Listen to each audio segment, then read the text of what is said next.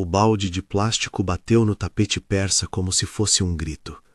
A água espalhou-se em arco, lenta e helada, e levou consigo um pequeno pedaço de papel amarelado que havia estado esquecido por trás de um armário de mogno. O som fez Clara erguer o rosto. Foi só então, entre o brilho do lustre e as sombras perfeitas do 20º andar, que ela viu o homem empurrar o seu braço com força. A voz que saiu dele era cortante, revestida de desprezo. O que você acha que está fazendo com aquilo?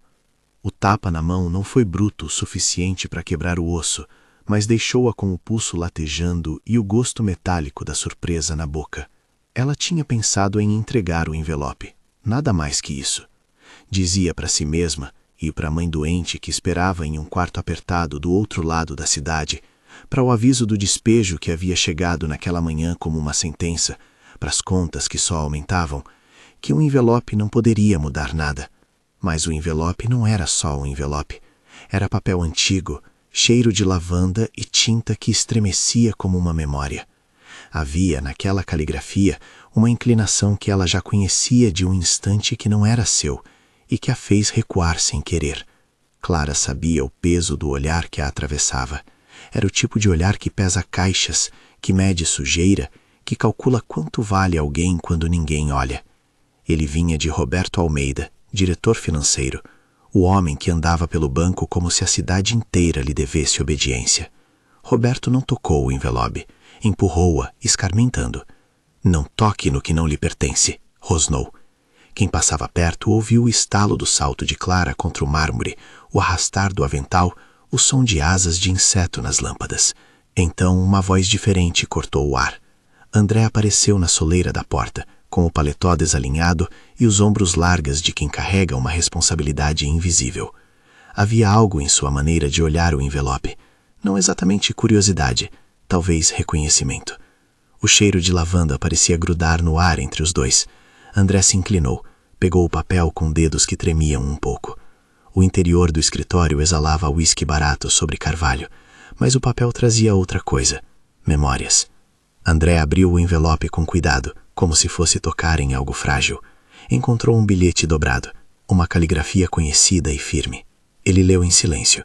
Havia uma assinatura que o fez fechar os olhos por um segundo. Helena. O nome dela pairou por um instante como uma sombra clara sobre a cena. Uma mulher que havia comandado o banco com mãos firmes e gestos gentis, cuja ausência ainda fazia doer o palacete executivo. A lavanda que Clara sentira veio de algum pano que ela segurava, talvez de um lenço, talvez apenas do papel. André ergueu o olhar e, pela primeira vez naquela noite, um traço humano cortou sua face austera. Ele não fez nenhuma pergunta imediata a Clara. Olhou para Roberto com algo parecido com reprovação e depois para ela, mais suave, quase um pedido de desculpas não pronunciado. "Vem pra cá. Você performou com destreza o suficiente para não quebrar nada", disse ele, com uma voz que não era opressiva. Pareceu um convite. Para Clara, foi um sopro de ar num corredor abafado. O presidente ofereceu um trabalho no arquivo morto, um contrato temporário, para organizar caixas e digitalizar documentos. Era uma tarefa humilde, limpeza e arquivamento, mas vinha com a promessa de acesso a um lugar que ninguém olhava. Os registros que o tempo havia deixado de lado. Para alguém com dívidas e uma mãe que respirava com dificuldade, era uma oferta que tinha o brilho bruto da oportunidade. Naquela noite, quando saiu do prédio com o crachá provisório preso ao avental, Clara sentiu os olhos de Roberto como brasas na nuca. Ele não disfarçou o incômodo. "Ela vai bagunçar tudo", murmurou para um assistente. Mulheres de limpeza não sabem distinguir um compromisso de um recibo. Roberto subestimava o que Clara sabia. Entre a sujeira e a sombra, ela era uma estudante noturna de contabilidade. Equações, rubricas, o som de cifras que se encaixam como peças. As notas fiscais eram sua língua materna quando se fechava a porta do pequeno apartamento e abria os livros. Quando entrou no arquivo pela primeira vez, o lugar a recebeu com um cheiro de papel velho, poeira e a quietude de anos empilhados.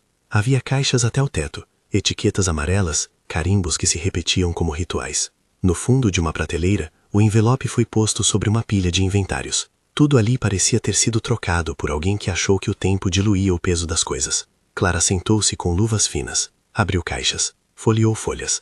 A sensação das pontas dos dedos no papel era para ela o equivalente a entender uma partitura. Os números, as datas, os CNPJs, as assinaturas. Em um mundo que não lhe havia dado voz, Os números falavam, e ela os ouviu. A primeira noite no arquivo transformou-se numa espécie de vigilância. Clara trabalhava com a pressa discreta de quem precisa provar que não é só mais uma. Aprendeu o mapa do local, onde ficavam as contas judicialmente relevantes, mensagens internas. Um arquivo com Helena, correspondências pessoais, marcado por um selo vermelho. Ao organizar, ela se deparou com o que a princípio parecia uma repetição de notas fiscais. Havia várias folhas com a mesma logomarca. Delta Solutions. Em prazos curtos, valores grandes, repetições sutis nas datas e numeração quase idêntica. E sempre, no canto, uma rubrica com as iniciais RA. Clara sabia ler por entre os números a maneira como alguém tenta esconder mensuração. Notas duplicadas, pequenas alterações de datas, valores distribuídos de modo que parecessem pagamentos legítimos por serviços inexistentes. Em sua cabeça, ela começou a traçar uma sequência. Delta Solutions emitia notas com CNPJ, que numa pesquisa rápida pelo celular, constava como inapto, uma etiqueta administrativa que, explicada em termos simples, significava empresa sem respaldo operacional regular. Era uma faísca. Clara riu baixinho, não de alegria, mas da adrenalina de um segredo que se desenrola. Ela fez capturas com o celular, fotos das notas, detalhes das assinaturas. O mundo que sua mãe não podia comprar, ali se abria em linhas e números. As mãos tremiam menos com o trabalho que fazia. Sentia-se útil, decente, parte de algo que não lhe seria tirado pela sorte. Ao sair mais tarde, com o crachá que ainda trazia a tinta da impressão digital de quem o fabricou, Clara guardou o envelope amarelado na bolsa e levou consigo a impressão de que havia descoberto algo maior do que seu próprio medo. Se quiser saber como um envelope do lixo virou prova contra um gigante, fica comigo até o fim desta história. Os dias seguintes foram um compasso entre o silêncio do arquivo e os ruídos da vida que a perseguia fora dali. Em casa, Dona Marta, mãe de Clara, tossia com menos vigor, mas com uma dor mais profunda nas costas. O remédio que o posto entregara era insuficiente. A senhora olhava para a filha com gratidão e vergonha confundidas. Uma mulher que limpava escritórios de gente rica e ainda assim carregava com ela o afeto que restava. Clara, em sua mesa da cozinha, decorava termos contáveis como se fossem poemas e anotava diferenças entre notas como se fossem pistas. O estudo não a tornava menos cansada, transformava sua fadiga em instrumento. No banco, a tensão crescia em volta de Roberto. Ele rondava os corredores com a precisão de quem conhece a arquitetura da intimidação. A arrogância de seu riso era um aviso. Quem dissesse demais poderia pagar com a carreira. Ainda assim, havia algo nervoso no diretor financeiro. Às vezes, quando ninguém estava olhando, ele comprava um café e o encarava por longos minutos, as mãos fincadas no copo térmico. Outros dias, exigia relatórios imediatos, mandava e-mails e cobria as escolhas do passado com uma necessidade de ordem que cheirava a medo. Roberto sabia como manter um império de silêncios. Sabia também plantar desertos de evidências onde convinha. Clara, porém, tinha uma vantagem que Roberto não considerara: o anonimato de quem limpa. As pessoas achavam que ela não via, por isso falavam alto demais. Deixavam à mostra planilhas sensíveis e pastas abertas. Em uma noite, enquanto passava o espanador por uma estante velha, Clara ouviu uma conversa abafada do corredor. Um número citado, uma transferência a uma conta no exterior, uma referência vaga a compensações de final de ano. Ela não puxou os fios ali. Guardou a frase como quem pega um atalho. Quando voltou ao seu canto, cruzou dados das notas Delta Solutions com as menções na conta corrente do banco que havia lido em uma pasta solta. As datas batiam de um jeito inquietante. A curiosidade virou método. Clara passou a separar notas por cor, por assinatura e por pequenas anotações. Começou um fichário improvisado numa capa de plástico que encontrou no lixo do escritório. Delta Solutions, 2019-2020. Cópias, notas repetidas, valores salteados. Havia um padrão na forma como as notas se sucediam. Uma emissão oblonga no fim de mês, uma assinatura que quase sempre trazia as mesmas iniciais mal desenhadas.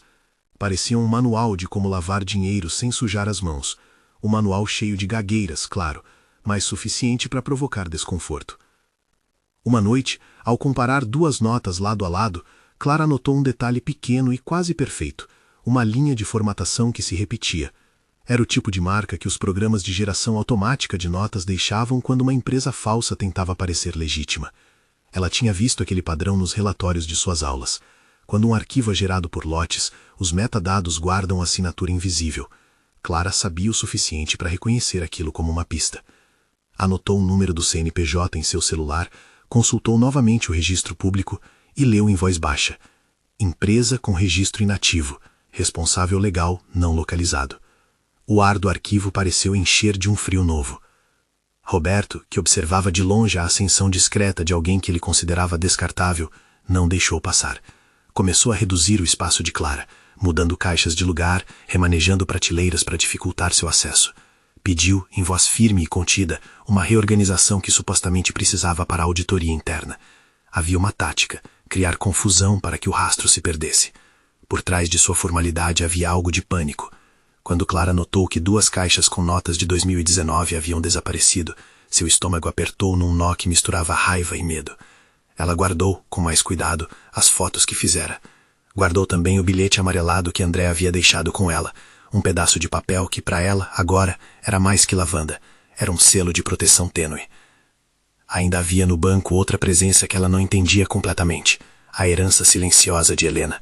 Havia um canto do arquivo etiquetado com o nome dela. Nele, correspondências, agendas e até um sistema de gravação analógico que ninguém parecia usar. André, quando soube que alguém encontrara o envelope, explicou com uma voz baixa que Helena gostara de ter cópias físicas de tudo, um hábito de quem resistia às nuvens digitais. Ela dizia que alguns segredos insistem em não desaparecer, contou ele a Clara, com um sorriso triste. Para ele, o papel de Helena representava uma linha de continuidade com o passado, e talvez, uma ponte que faltava para chegar a verdades que o tempo havia tentado esconder. Com o passar das semanas, Clara transformou seu fichário em um mapa. Uma noite, quando o prédio já se fechara e as luzes se tamparam por cortinas, ela encontrou entre as notas da Delta uma que destoava, um recibo de um pagamento parcial, destinado a um número de conta que aparecia sempre como beneficiário de transferências pequenas, mas constantes. Aquele padrão lembrava trilhas de formigas, repetições invisíveis a olhos desatentos, mas fortes o suficiente para formar uma rota. Clara anotou a conta. O frio no estômago voltou, desta vez temperado por uma excitação essencial. Era como se tivesse encontrado uma chave num labirinto que ninguém acreditava existir. Enquanto as pequenas descobertas de Clara se acumulavam, Roberto apertava o cerco. Em uma reunião particular com o chefe de segurança, falava em voz baixa sobre a necessidade de proteger a imagem do banco. Em outra conversa, sugeriu que o arquivo precisava ser reorganizado porque havia coisas que o público não deveria ver. O medo fazia dele um animal mais perigoso. Pessoas sob ameaça inventam justificativas. Quando a justificativa vem acompanhada de poder, o perigo vira sistema. Clara notou também mudanças no tratamento de André. O presidente começou a visitá-la com menos formalidade e mais atenção. Em privados, perguntava sobre a mãe e sobre os estudos. Chegava a conversar sobre contabilidade básica, não por condescendência, mas por interesse. Havia um respeito que nascia de reconhecer competência, não de caridade. Em um momento, André compartilhou uma lembrança de Helena. Comentou que ela instalara, anos atrás, pequenas câmeras analógicas em pontos estratégicos, não para vigiar funcionários, mas para registrar eventos significativos. Jantares, cerimônias, momentos que ela queria preservar em fita. Tecnologia analógica, disse ele com um sorriso que parecia pesar saudades. Para Clara, aquilo foi uma pista sutil. Se havia gravações antigas, talvez houvessem registros que ninguém mais imaginava. O que ninguém previra era que um objeto tão desprezado quanto um envelope amarelado fosse começar a urdir a queda de uma ordem cuidadosamente construída.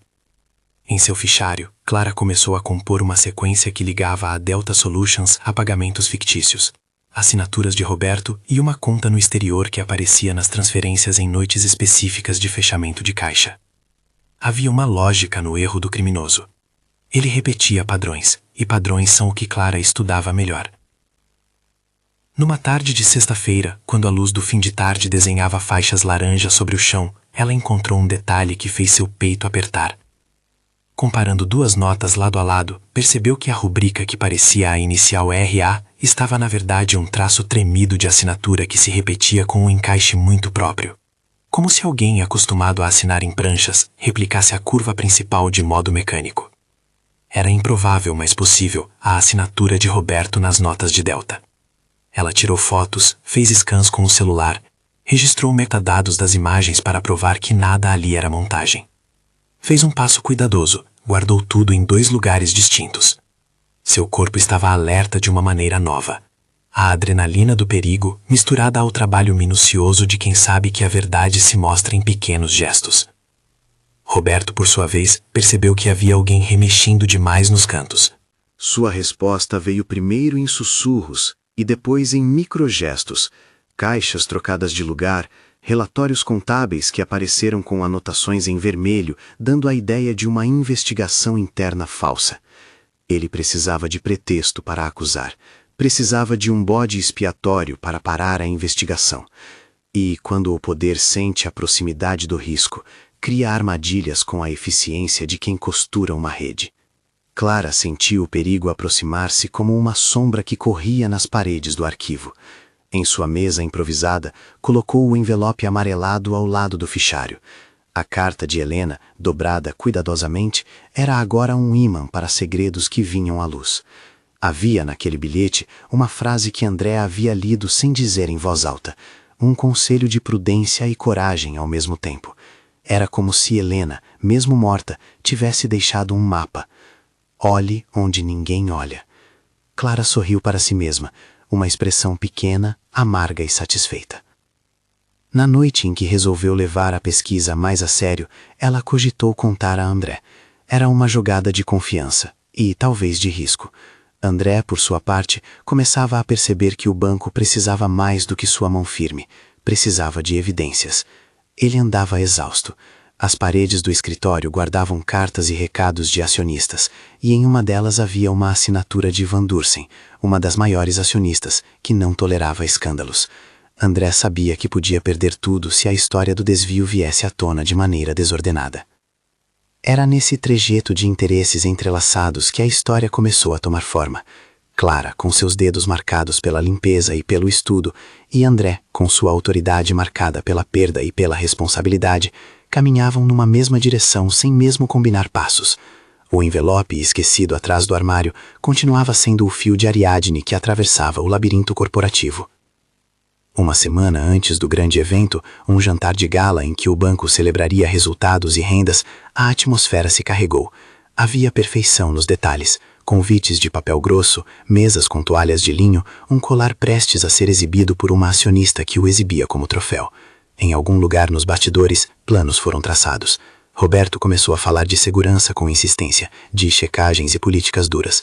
Os rumores, no entanto, iam além das palavras. Havia também quem notasse o aumento de malas de documentos que saíam à noite.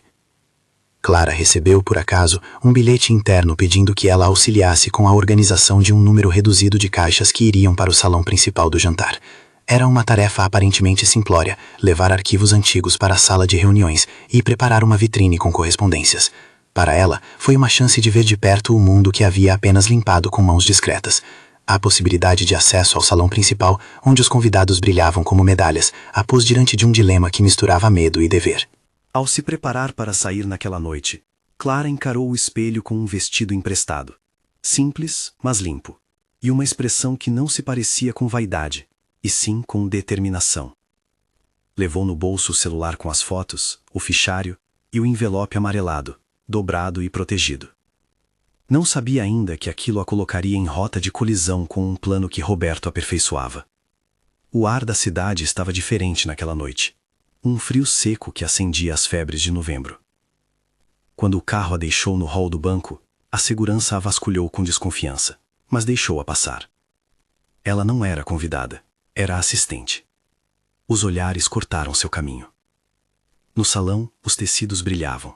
O perfume de jasmim misturava-se a notas de uísque caro, e o brilho dos brincos fazia sombras no chão.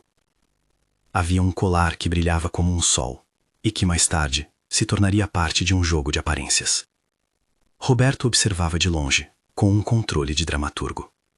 Em sua mente já havia desenhado os passos, uma peça de teatro em que a protagonista não seria quem esperavam. Clara sentiu o perigo no ar como uma corrente que podia tanto levar alguém quanto empurrar para fora. Ela colocou a mão no bolso, onde seu fichário tremia num frio sem som, e respirou fundo. A curiosidade era um fogo que, uma vez aceso, exige combustível. E foi nesse instante, enquanto a música começava, que uma mão tocou sua camisa com força. Não era um toque casual. Um segurança empurrou-a, e alguém disse algo ríspido, confirmando que ela não deveria estar ali. A cena que se seguiu foi rápida como um corte de cinema.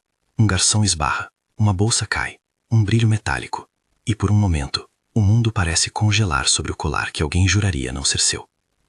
Clara olhou para o rosto de Roberto e viu nele a expressão de quem havia apostado numa aposta cruel. Ela sentiu o pulso acelerar, o mesmo pulso que semanas atrás havia latejado quando sua mão foi apertada. A indignidade veio em ondas, seguidas de uma clareza fria. Alguém queria que fosse ela a cair. Alguém havia preparado um tabuleiro onde as peças se moviam para encobrir uma jogada suja. Ela não sabia ainda como reagir. Só sabia que havia para trás um caminho de números, de notas, de assinaturas. Que aqueles papéis a protegiam mais do que suas roupas limpas. E que, se fosse acusada injustamente, suas memórias de luta e pequena dignidade seriam arrastadas pelo rótulo que a sociedade usava para enclausurar quem limpa e não é visto. O salão seguiu em seu brilho opulento, mas na periferia do barulho, aquele pequeno arranjo de acontecimentos já começava a tramar uma tempestade. A ficha final, o elo que ligava a Delta Solutions às transferências e às rúbricas equivocadas de Roberto, ainda estava por ser encontrada. Clara a tinha quase inteira em suas mãos. Faltava apenas um detalhe para consolidar a sequência irrevogável. Um documento que mostrasse a ordem direta, a assinatura final, o fluxo que levava daquela conta até o destino offshore. Quando a noite terminasse, nada seria como antes. Havia vozes que planejavam como fazer da verdade uma fábula distante, e havia outros que, sem saber, já a tinham na palma das mãos. Clara, com o envelope amarelado junto ao coração e o fichário perto do corpo, pensou apenas em não desabar. O medo agora vinha com uma clareza. Se ela caísse, sabia como se levantar de novo. Não sozinha, havia pessoas que acreditavam nela na medida exata da sua competência. E havia alguém, às vezes, que olhava para ela com a ternura de quem conhece perda. Do outro lado do salão, André cruzou uma avenida de conversas e trocou cumprimentos com acionistas. Em sua mente, o rosto de Clara surgia com uma nitidez inesperada. As mãos ásperas dela contando números, o envelope que remetia à sua mulher. Ele não podia ainda compreender a extensão do que aquilo significava, mas sabia que algo estava se movendo numa hélice de destino, e que, quando a hélice corta, tudo é projeto e consequência. O choque cortou o salão como um vidro quebrado. Em questão de segundos, a música virou ruído distante, os flashes do fotógrafo tomaram rosto por rosto, e os passos apressados criaram um corredor ao redor de Clara.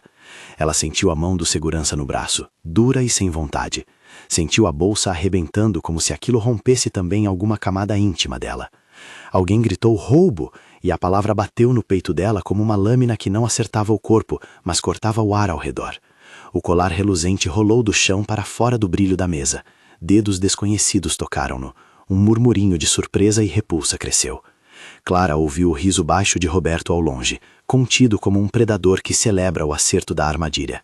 Viu o rosto de André atravessar o tumulto, os olhos arregalados, a boca uma promessa de intervenção. Ele se moveu como se pudesse dobrar o tempo. Empurrou o segurança, tentou falar por Clara, mas as vozes do salão já formavam um tribunal improvisado. Um dos acionistas fez menção de chamar a segurança privada do evento. Outro anunciou que chamaria a polícia. Um garçom com o rosto quase inexpressivo confirmou uma versão que ninguém questionou. Ela foi encontrada com o colar. Algumas pessoas murmuraram sobre pessoas que não pertencem àquele mundo. Houve algemas numa pressa que parecia exigir espetáculo. Alguém mexeu na bolsa de Clara enquanto a conduziam pela escadaria ornamentada, e ela sentiu as mãos arderem de indignação que não havia tempo de transformar em defesa. Um policial que chegara ao local cumpriu o papel formal de quem recebe uma ocorrência. Havia testemunhas, ainda que mal colocadas, e havia o objeto brilhante, o colar, que repousava sobre uma mesa como prova material. Clara foi afastada do salão com o peito comprimido, as bordas da visão tremendo. André tentou segui-la, pediu calma, pediu exame de provas, falou que iria ao delegado ouvir o que estava acontecendo. Mas a velocidade do espetáculo já havia tomado o lugar da razão. Por algumas horas, até que as coisas se esclarecessem, a justiça cautelar parecia preferir a imagem de ordem à verdade. Na cela improvisada da delegacia, o silêncio foi um segundo golpe. Era uma sala pequena, com cheiros de desinfetante e de noite longa. As luzes eram frias. Clara encostou-se na parede e deixou que as lembranças viessem. O empurrão, a bolsa rasgando, a expressão satisfatória de Roberto. O corpo físico ardia por causa do repente. O pulso que ainda lembrava o tapa semanas atrás, a marca do aperto do segurança. Mas o que pesava mais era a humilhação pública. Uma agente ofereceu um copo d'água e uma folha para anotar os telefones. A própria direção do presídio fazer as perguntas formais sobre identidade e ocorrência. Ela registrou com mãos que tremiam o nome da mãe e o número do apartamento. Havia quem quisesse ouvir, mas havia também um mecanismo burocrático que só reage com provas concretas. André não desistiu da cena. Assim que saiu do salão, foi direto para o escritório, desfeito, com a gravidade estampada no rosto. A indignação não era apenas por ciúmes ou proteção pessoal. Havia nela um senso profissional e humano. Aquela mulher, aquela funcionária do arquivo, havia se tornado peça de um espetáculo mal armado. Ele passou por corredores como se fosse outro tipo de urgência e ligou para o seu advogado de confiança e para o delegado que conhecia de longas conversas sobre compliance corporativo. Não porque pudesse mandar sobre a polícia, mas porque sabia por experiência que uma investigação bem conduzida precisava de documentos e de testemunhas preservadas antes que a narrativa construída por Roberto se sedimentasse. Ele pediu com firmeza à equipe de segurança do banco que preservasse tudo: imagens das câmeras do prédio, logs de acesso ao salão, registro dos crachás e as comunicações internas. Pediu tranquilidade, confidencialidade e rapidez. Depois, foi até a cela improvisada. Não autorizou, não polemizou. Ofereceu a Clara uma toalha, um casaco emprestado e o nome de um advogado. Eu vou cuidar disso, disse com a calma de quem havia tomado uma decisão que não era retaliação, mas responsabilidade. Clara, com o rosto inchado do choro contido, ouviu a promessa. Não aceitou um abraço. Aceitou o nome de um defensor e a indicação de uma enfermeira para verificar as marcas no pulso. A recusa em abraçar era um limite, André entendeu. Ele não podia dobrar a dor nem obrigar a confiança. Apenas começou a construir a rede que poderia provar que aquela dor não era culpa dela.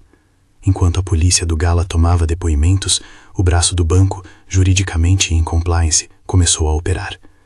André acionou o setor jurídico, requisitou os backups das câmeras do prédio e especialmente a fita do sistema analógico de Helena que ficava guardada no arquivo. Pediu também ao setor de TI que gerasse cópias imutáveis dos logs financeiros dos últimos meses, em especial das contas que apareciam sob o nome Delta Solutions. Encomendou ao chefe de auditoria uma verificação imediata das notas fiscais que Clara havia fotografado e solicitou que se respeitasse o princípio da cadeia de custódia, que nada fosse mexido sem documentação e que cada movimentação tivesse carimbo de quem a realizou. Do lado de Clara, a detenção teve consequências práticas. Foi registrada a ocorrência formal por furto e, como medida cautelar, a polícia decidiu manter a investigação. Não foi uma prisão para anos, era uma detenção inicial para a apuração. Nos papéis, havia declarações contraditórias dos seguranças do evento e a percepção para o delegado de que havia elementos que mereciam checagem. André, com o advogado de Clara no braço, encaminhou petição imediata por habeas corpus emergencial junto ao fórum. Em paralelo, pediu que fossem solicitados por sua equipe jurídica e por um perito independente as imagens do circuito interno, inevitavelmente editadas, e os registros do cofre e das áreas restritas do banco. As horas seguintes foram uma corrida de procedimentos, todos dentro das margens plausíveis e legais. O setor jurídico apresentou ao delegado as fotos originais tiradas por Clara e os metadados das imagens, datas, horários, coordenadas do aparelho. O perito checado confirmou que metadados não haviam sido alterados. A equipe de TI forneceu os logs do servidor que mostravam aprovações de pagamento assinadas pela conta de Roberto. O perito contábil, recrutado por André, começou a montar um dossiê que ligava uma rota de pagamentos ao exterior, transferências pequenas e constantes, preparadas em lotes próximo ao fechamento do balanço, e uma série de notas fiscais duplicadas emitidas por Delta Solutions com CNPJ inapto. O arquivo analógico que Helena deixara foi o que mudou o rumo das coisas. Helena, precavida em vida, gostara de arquivar, em fita VHS, gravações de jantares e reuniões importantes, material para a memória pessoal, não para a vigilância, e instalara pequenos gravadores analógicos em pontos da sala de reuniões e no corredor que dava acesso ao cofre principal. Em uma dessas fitas, guardada por um técnico do arquivo, havia imagens noturnas que mostravam luzes apagadas, mas ainda assim um operador que rodava as fitas pulava há anos. Quando a equipe técnica do banco converteu a fita para digital, com um perito de imagens presente para atestar a integridade, descobriu algo que faria o caso deixar de ser apenas uma disputa de versões. Era a madrugada de um dia de semana quando as imagens mostraram um vulto entrando na sala do cofre com a calma de quem sabia exatamente onde pisar. A câmera estava posicionada de canto. A qualidade era do tipo que a maioria despreza hoje em dia, granulada, porém suficiente para reconhecer gestos e objetos. O homem no vídeo era reconhecível pela forma de andar, pelos detalhes do terno e por um ritual específico. Ele abriu um compartimento, retirou correspondências e, em determinado momento, pegou uma caixa pequena e voltou a esconder tudo. Houve um gesto que o perito descreveu como mão segura, sem pressa, o tipo de movimento que alguém faz quando quer parecer natural. André viu a fita pela primeira vez com mãos que tremiam. Não era apenas a revelação do ato ilícito, era o reencontro de memórias antigas, o imaginário que Helena deixara como legado de prudência. Ele reconheceu a postura de Roberto antes mesmo da imagem limpar a face. Havia uma maneira de ajustar a gravata, um corte do cabelo e uma curva da boca que não enganam quem conviveu com alguém por muitas decisões difíceis. A fita mostrava Roberto mexendo em correspondências e, por um breve segundo, um objeto brilhante sendo colocado no bolso de alguém que não era o dono do objeto.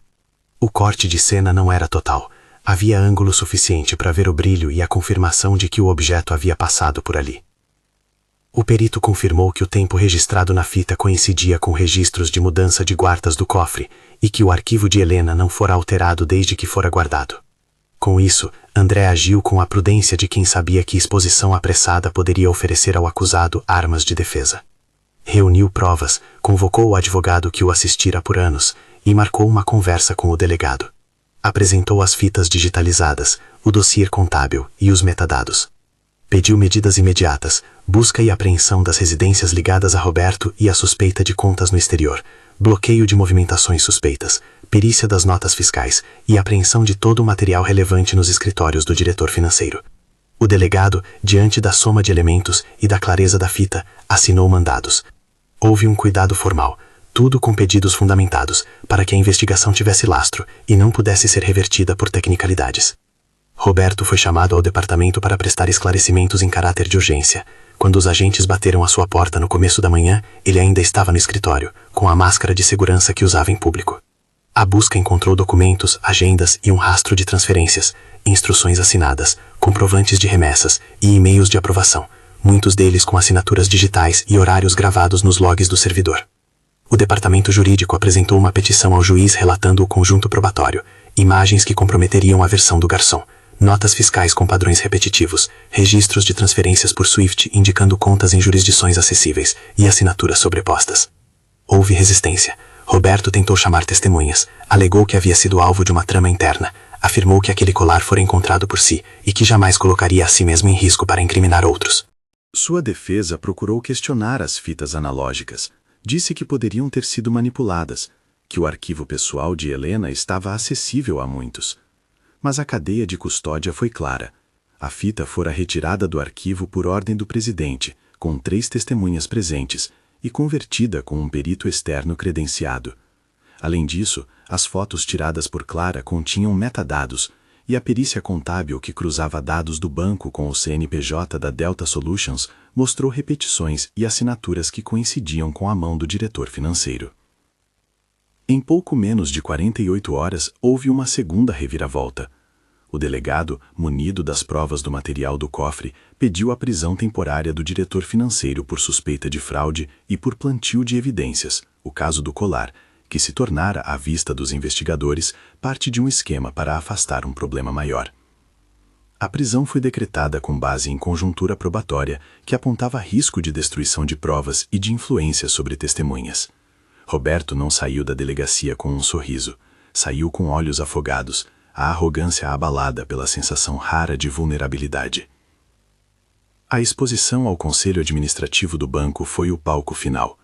André convocou uma reunião extraordinária com todos os membros do conselho, incluindo acionistas de peso como a senhora Van Dursen. Não foi apenas uma defesa pública de Clara. Foi um gesto de administração que sabia que, para reparar, era preciso mostrar a verdade com a mesma contundência que o teatro acusatório havia usado para punir. Ele apresentou as imagens da fita analógica, projetadas em tela grande. Exibiu os extratos que ligavam a Delta Solutions às mesmas rubricas indevidas. Mostrou a planilha que comprovava a repetição mecânica das notas e as assinaturas que se sobrepunham. Havia também o recurso técnico. O perito em auditoria forense expôs, sem jargões complexos, o processo de geração de notas em lotes e por que isso denunciava a montagem. A sala ficou muda. Van Dursen, cujo colar brilhava como sempre havia brilhado em fotos de eventos, viu as imagens como se fossem uma traição pessoal.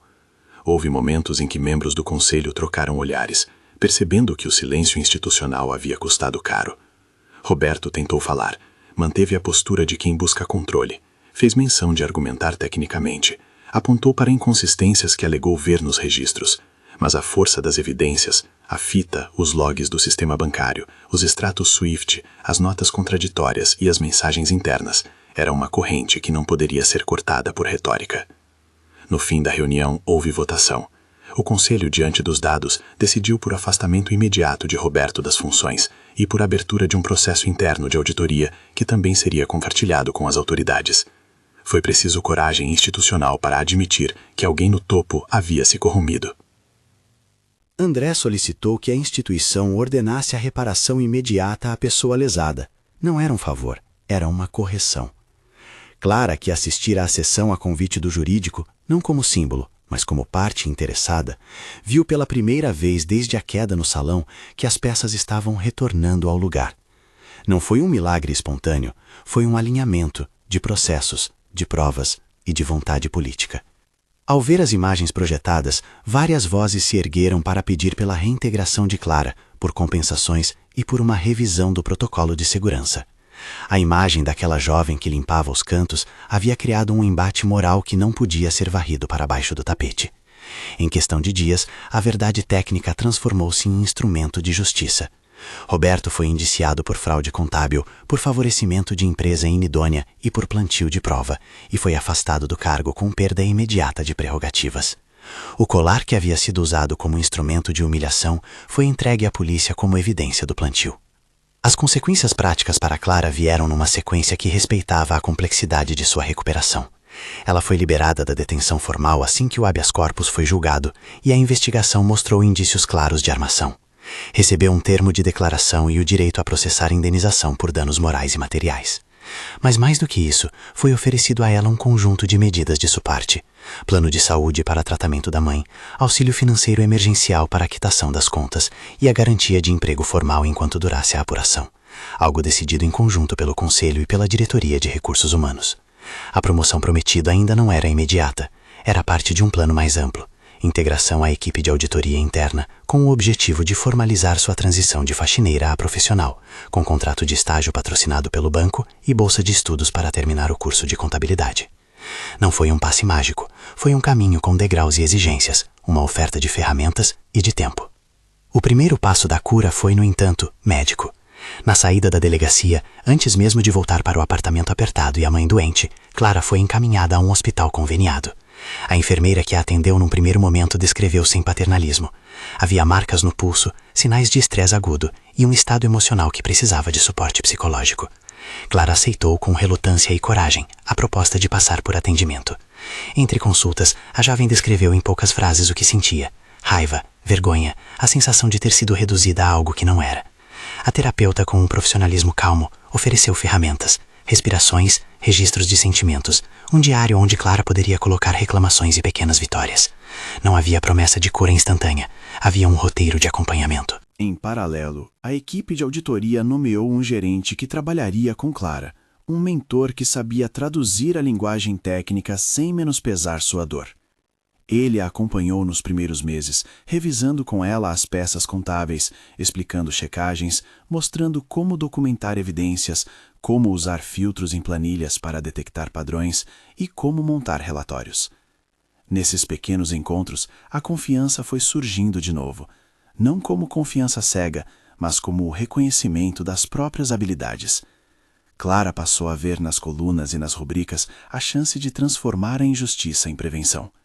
Se antes varria o chão e ninguém via, agora organizava números que, se lidos com atenção, poderiam evitar fraudes futuras. O banco também implementou novas políticas de segurança e anonimização de denúncias internas. Foram treinamentos, painéis sobre ética e uma nova linha direta de proteção a denunciantes. Van Dersen, a acionista que tivera seu colar usado na armação, surpreendeu-se a visitar Clara no escritório simples do arquivo, levando flores e um pedido de desculpas formal que vinha junto com um cheque para a quitação imediata de parte das dívidas da família. O gesto era tardio, mas não insignificante. Houve reconhecimento público de erro institucional. No âmbito judicial, o processo contra Roberto seguiu com cautela e com passos formais. O Ministério Público abriu inquérito, advogados foram apresentados e perícias técnicas em notas fiscais e transferências provaram mais do que suspeitas. Havia marcas digitais e os elos para o offshore foram traçados por meio de ordens judiciais para provedores e bancos corresponsáveis. Tudo dentro das vias legais, com quebras de sigilo autorizadas por juiz. A operação precisou de tempo e houve recursos e contestações, como é natural. Mas a narrativa que havia tentado culpar uma mulher anônima pela própria desfaçatez foi desfeita numa sequência de provas que incluíam a fita analógica, os logs do sistema, o padrão das notas e a movimentação financeira internacional, que tirava o verniz de legitimidade das finanças que Roberto manipulava. A vida de Clara não voltou a ser a mesma. Voltou, em vez disso, a ganhar contornos de planejamento. O banco ofereceu-lhe um contrato de 3 meses como assistente técnica no departamento de auditoria, com supervisão e bolsa de estudos para completar o curso. Depois de um ano, com provas e relatório de desempenho, a proposta foi de efetivação como analista júnior de auditoria interna. Não foi um salto de mágica para a alta direção, foi uma promoção legítima, baseada em competência, e acompanhada de um salário que permitiu a quitação de dívidas e a mudança para uma casa maior, mais próxima de um hospital que poderia atender a mãe com mais frequência. A estabilidade foi mais que um pagador de contas. Representou a possibilidade de Clara respirar sem o constante aviso de despejo. O caminho da recuperação emocional foi longo. Clara participou de sessões com terapeuta, recebeu apoio de grupos que lidam com traumas e procurou construir redes de apoio na nova rotina. Teve dias de retrocesso, noites de rememoração da humilhação no baile e manhãs tensas. A recuperação não foi linear. Foi um trabalho de pequenas vitórias. Conseguir sair sozinha para comprar mantimentos, aceitar um convite para almoçar com colegas, voltar ao salão de entrada do banco sem sentir a mão de alguém no peito. Em reuniões internas, falava com assertividade sobre procedimentos, sem vergonha, sem trégua. Havia ainda cicatrizes. A lembrança do tapa, do arrastar dos sapatos no mármore, do riso de Roberto ecoaria por um tempo. Mas havia também a convicção de que justiça era algo construído com provas e com solidariedade. O relacionamento entre Clara e André precisou ser reconstruído com cuidado. Não foi um corte e uma volta automática. André, viúvo marcado pela perda de Helena, não via em Clara um prêmio pessoal. Via a pessoa que havia sido injustiçada. Os primeiros encontros fora do ambiente profissional foram curtos e práticos. Uma visita ao hospital, uma entrega de documentos, conversa sobre as medidas de suporte. Ele pediu por várias vezes que os encontros fossem transparentes, que houvesse limites claros e que, se em algum momento Clara se sentisse desconfortável, ela dissesse. Isso foi essencial. Clara também impôs limites, aceitou ajuda, mas pediu que qualquer avanço emocional fosse lento e baseado em igualdade. Com o tempo, o respeito virou amizade, e a amizade foi se aproximando de algo mais íntimo, mas sempre marcado por consentimento claro e por conversas francas sobre o que cada um esperava. André, que via em Helena a memória que lhe guiava decisões, mostrou a Clara cartas antigas, entre elas uma de sua esposa, escrita com a mesma caligrafia do envelope amarelado. Era uma carta que falava de coragem, de cuidado com os pequenos e de deixar rastros para que a verdade pudesse ser encontrada. Os diálogos entre os dois eram repletos de sensibilidade. André perguntava e escutava, Clara explicava e pedia espaço quando necessário. Não houve pressa, houve construção. Quando meses depois André a convidou para um jantar, não o gala, não mais, foi para dividir algo que lembrava o começo, o encontro de dois que têm mundos distintos, mas que escolheram se tratar como iguais. No plano institucional, Clara se tornou um símbolo prático de integridade. Não uma figura midiática caricata, mas uma peça que inspirou mudanças de procedimento. A criação de rotinas para a preservação de cópias físicas importantes, treinamento de reconhecimento de padrões contábeis simples para funcionários de posições diversas e uma linha de proteção para quem acha irregularidades. A história virou caso de estudo interno para cursos de ética. Para Clara, isso significava que seu esforço, a curiosidade que a levou a colecionar notas e a comparar rubricas, servira para transformar o banco. Quem limpa vê o que ninguém vê, repetiam os manuais novos com uma reverência que antes não existia. Roberto, confrontado com auditorias e perícias, teve que responder no tribunal. A acusação era sólida: fraude contábil, favorecimento de empresa inidônea, espécie de lavagem com notas fiscais e plantio de prova. O processo teve depoimentos, apresentações de peritos e, em certo momento, a leitura em juízo das imagens convertidas por Helena. A condenação judicial seguiu seus trâmites legais. Não foi uma execução sumária, mas um desfecho condizente com a acumulação de provas que desmontaram seu esquema. Ele foi afastado do banco, o processo administrativo o destituiu de cargos e o judiciário lhe imputou responsabilidades civis pelos prejuízos e penalmente o investigou. Havia ainda apelações e recursos, como em qualquer processo complexo, mas a estrutura de provas fora construída de forma que a sensação de impunidade se fragilizara. Com o passar dos meses, a vida de Clara foi se compondo. A mãe, Dona Marta, foi atendida em um hospital parceiro. Tinha diagnósticos que antes eram negligenciados por falta de recursos. O tratamento trouxe estabilidade, medicamentos regulares, fisioterapia e um acompanhamento que reduziu a tosse que tanto a afligira. Clara, agora com um salário regular e com acesso a cuidados, viu o rosto da mãe mudar. Havia noites em que Marta ainda lembrava da vergonha de ter a filha trabalhar limpando escritórios elegantes, mas aos poucos o orgulho substituiu a dor. A casa nova cheirava a algo que não era apenas limpeza, mas a promessa de dias menos angustiados. Em um domingo calmo, mãe e filha sentaram na varanda com chá quente, lavanda por perto, agora como memória transformada, e falaram sobre tributos e sobre gratidão, palavras que tomavam o sentido de quem venceu pequenas guerras. O casamento que se seguiu foi simples e simbólico. Não foi o casamento de um bilionário exibindo riqueza. Foi uma celebração íntima, com poucas mesas, flores discretas de jasmim e uma moldura com o envelope amarelado que Helena escrevera décadas antes. A carta de Helena, lida em voz alta por André durante a cerimônia, trouxe lágrimas e reflexões. Falava da honestidade como um traço que se cultiva, da importância de deixar pistas para que a verdade possa ser reencontrada. Entre os convidados haviam colegas de auditoria, antigos vizinhos do bairro de Clara, a senhora Van Dursen com um gesto humilde e alguns acionistas que, após a crise, preferiam mostrar o lado reparador das instituições. A cerimônia foi respeitosa. Clara e André prometeram cuidado, parceria e uma vida de escolhas que respeitavam a autonomia um do outro. Na moldura ao lado do altar, o envelope amarelado recebeu um lugar de honra, não como troféu, mas como lembrança daquilo que é desprezado e que pode carregar valor incalculável.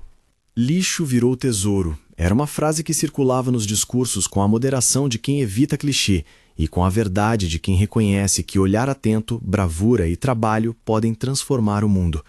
A fotografia oficial do casamento, simples, sem ostentação, mostrava Clara sorrindo com a mão apoiada na de André, o envelope visível ao fundo, mais luz do que sombra. Os meses que se seguiram apresentaram desafios. Processos judiciais ainda se arrastavam, recursos surgiam e a memória do golpe aparecia em noites ruins.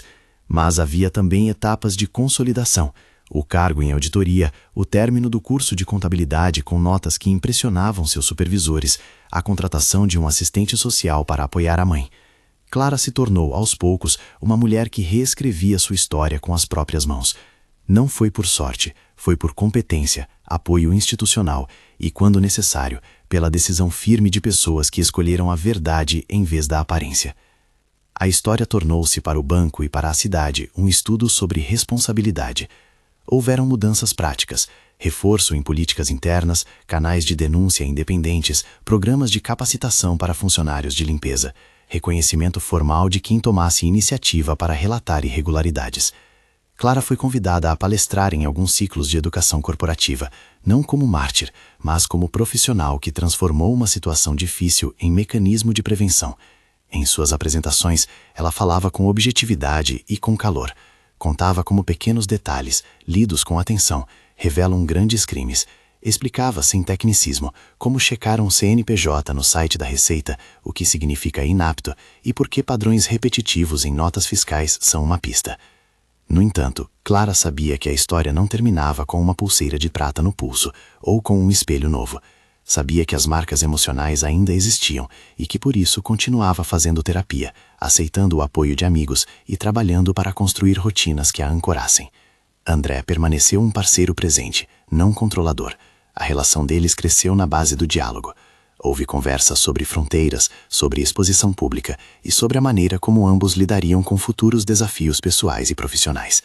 O que os unia não era o poder financeiro de André, nem a ascensão repentina de Clara, mas a afinidade ética, a ideia de que instituições só sobrevivem se alinharem com a verdade.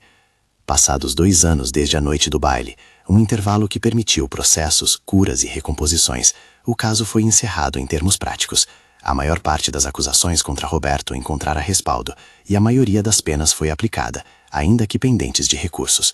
O banco adotara normas mais rígidas de governança e Clara ocupava uma posição de respeito profissional, chefe de uma pequena equipe de auditoria interna.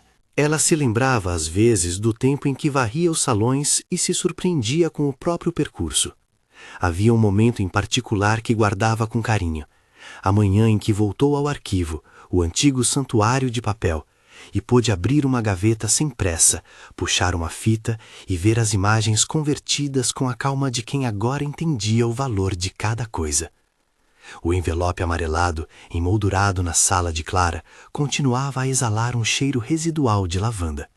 Não era perfume de riqueza, era a marca de memória que trouxera a vida às provas. Ao lado, uma pequena placa lia: "Olhe onde ninguém olha". Era uma frase de Helena, transformada em aforismo de vida. Houve um tempo em que alguém disse, sarcasticamente, que Clara havia vindo do lixo para o luxo. Um comentário que cortava e resumira, de modo cruel, a trajetória humana que vinha da superação e do trabalho. Clara preferiu sempre enfrentar a frase com ironia e com retomada simbólica. O lixo a que se referiam eram os recantos negligenciados da realidade social, onde muitas vezes jazem verdades incômodas. Ela transformou essa metáfora em ação: projetos de inclusão no banco para apoiar trabalhadores de serviços gerais, bolsas de estudo para funcionários e parcerias com organizações comunitárias. No final, a verdade não foi apenas descoberta, ela foi traduzida em consequências. O colar foi devolvido a Van Dursen, como prova de que a falsidade fora desmascarada. Roberto perdeu posição, prestígio e enfrentou as sanções da lei. O banco, ferido, aprendeu a se recompor. Clara, finalmente, recebeu o que sempre foi merecido: reconhecimento por sua coragem e competência, estabilidade para cuidar da mãe e a chance de viver um amor construído sobre respeito. A noite do baile permaneceu como uma ferida antiga. Há imagens que ainda vinham em sonhos, e momentos em que a mão de Clara buscava o pulso para verificar se a marca do aperto ainda persistia. Mas existia também uma nova rotina: manhãs de arquivo, tardes de planilhas, noites de estudo. Haviam jantares simples com André, em que eles riam de memórias pequenas, e havia visitas à casa da mãe, em que a conversa ia e vinha sobre receitas, política e novelas da tarde. No dia em que decidiram oficializar a união numa cerimônia discreta, André pegou a carta de Helena e leu trechos escolhidos. As palavras ecoaram com a mesma força que o envelope amarelado exalara na primeira noite. Lembretes de que viver com integridade exige olhar e coragem. Lembranças de que quem guarda memórias às vezes deixa pistas que salvam vidas. Depois da leitura, Clara pegou o envelope e sorriu para todos. Não era a mulher que o destino determinara a vitrine do que era bom ou ruim. Era a mulher que escolhera transformar as bordas da sua história. O lixo, naquele sentido, fora um esterco fértil. As coisas que ninguém dava atenção, uma fita antiga, uma nota fiscal, um envelope perdido, revelaram-se sementes. Tornaram-se tesouro, não por acaso, mas por alguém que olhou, estudou e decidiu não aceitar a primeira versão da história. Ao final, quando a cidade parecia mais tranquila e as manchetes haviam cedido lugar a novas notícias, Clara caminhou pela rua com a mão de André entrelaçada na sua. Em sua bolsa, o fichário que começara em uma capa de plástico ainda guardava cópias dos documentos que salvavam a verdade. Não para punir, mas para lembrar. Ela sabia que a luta contra a impunidade é contínua, que a justiça institucional precisa de testemunhas atentas e de mecanismos que respeitem procedimentos legais. Sabia também, com a simplicidade de quem vive a rotina, que o reconhecimento da dignidade humana pode começar quando alguém finalmente olha onde ninguém mais olha. Se esta história te tocou de alguma forma, deixe nos comentários o que você pensa sobre justiça institucional e empoderamento. Compartilhe com alguém que precisa ouvir que olhar o que foi desvalorizado pode transformar o mundo.